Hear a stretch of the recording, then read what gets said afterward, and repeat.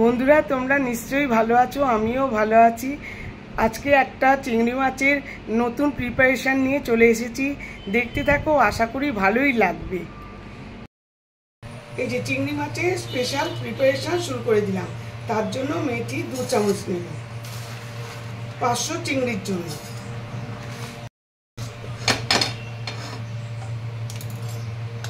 এবার জিরে 2 চামচ,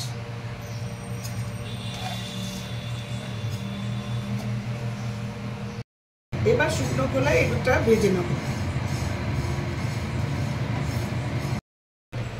এইবার আমি এবার তেল দিয়ে দেবো, সাদা তেল খানিকটা দেব, আর ঘি দেব 2 চামচ, ঘি 2 চামচ দেব।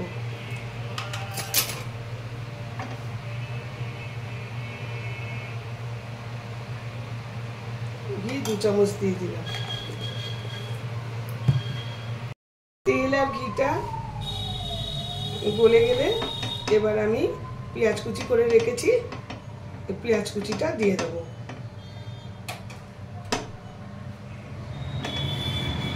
এই পেঁয়াজ কুচি করে রেখেছি 3টে 500 চিংড়ি মাছের জন্য। এই পেঁয়াজ কুচিটা আমি এখন দিয়ে দেবো। তেল গরম হয়ে গেছে,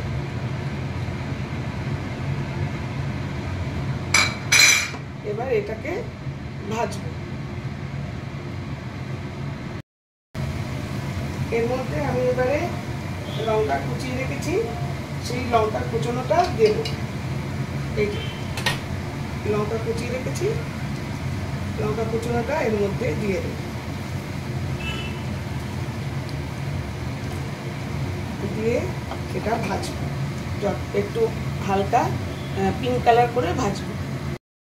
এইবার আমি পেঁয়াজটা সুন্দর হাফ ভাজা হয়ে গেছে, হালকা গোলাপি রং হয়ে গেছে। এইবারে এটা আমি ভেজে রাখা দই 500 দই, সেটাকে আমি হাফ দেব, পুরোটা দেব না, হাফ দেব।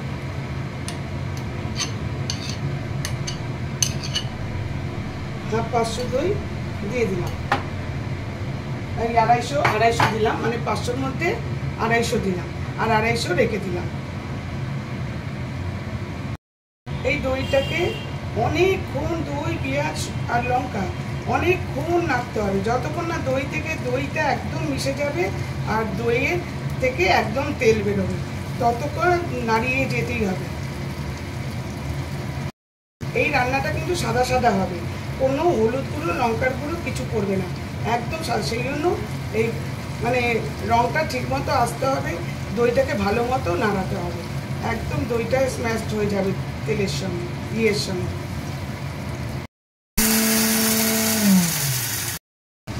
এই যে দইটা পুরো মিশে গেছে পেঁয়াজ আর কাঁচা লঙ্কার সঙ্গে, তেলের সঙ্গে, ঘিয়ের সঙ্গে।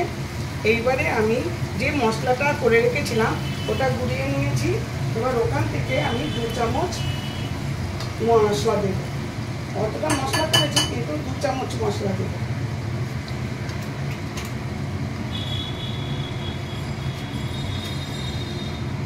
এই 2 চামচ মশলা দিলাম।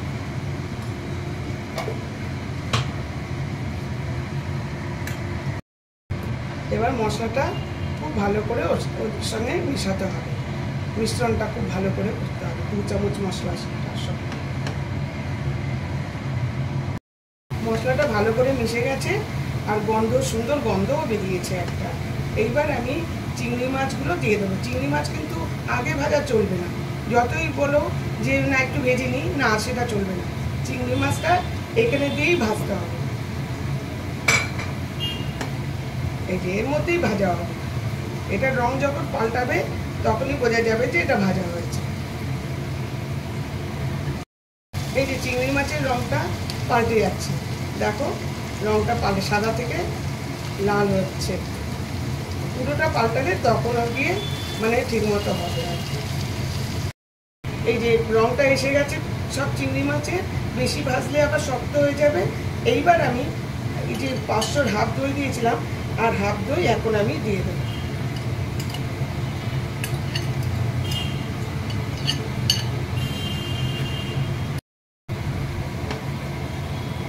এটা ভালো করে মিক্সিং করতে হবে, তারপরে আমি নুন, মিষ্টি, মশলা তো দিয়ে দিয়েছি।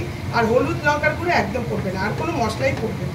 এবার নুন মিষ্টিটা দেব, ভালো করে মিক্সিং করে নিই। এবার আমি পরিমাণ মতো নুন দিয়ে দিচ্ছি।